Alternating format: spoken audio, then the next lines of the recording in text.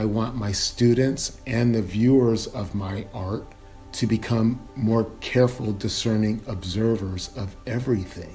To not believe the narrative as it's necessarily presented, but really look for some of the deeper meanings and things that are in that.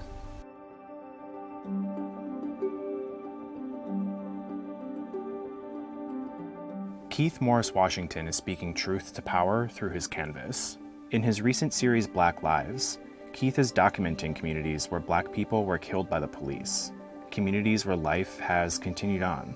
I started in Oakland, California, at the Fruitvale station where Oscar Grant was executed. I said, I'm an artist.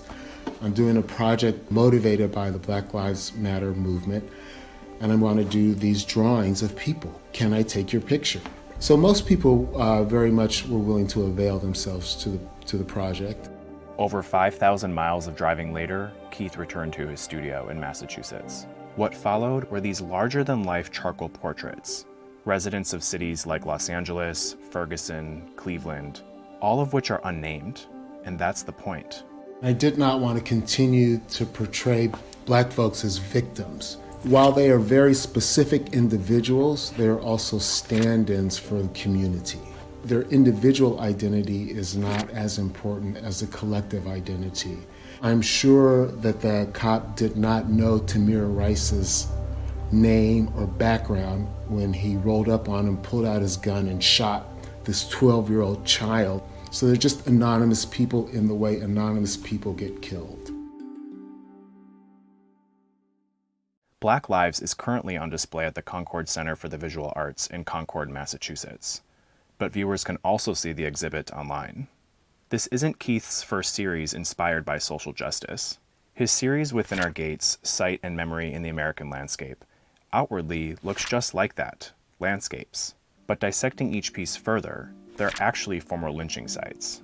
I conceive and perceive them as historical markers and as ways to ideally start conversations about the history of lynching in this country. And it is our collective history. I paint with these sort of wiggly marks, right? So a lot of people take away a sense of tension without necessarily being able to name what that tension is about, in the ways that the mark is about the energy that still lives in these places, that lives in this country. And then when they come to understand the meaning about the location, they are very appreciative of the history lesson that they also carry. Like the narratives behind the work itself, both series are ongoing. And for Keith, these narratives are profoundly personal.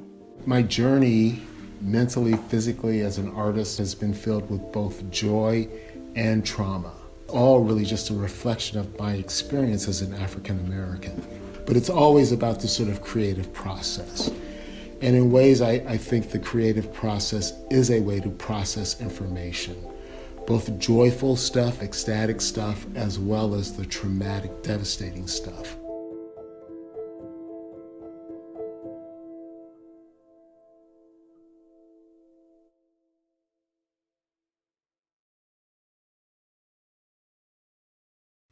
Hey, NBC News viewers, thanks for checking out our YouTube channel. Subscribe by clicking on that button down here and click on any of the videos over here to watch the latest interviews, show highlights, and digital exclusives. Thanks for watching.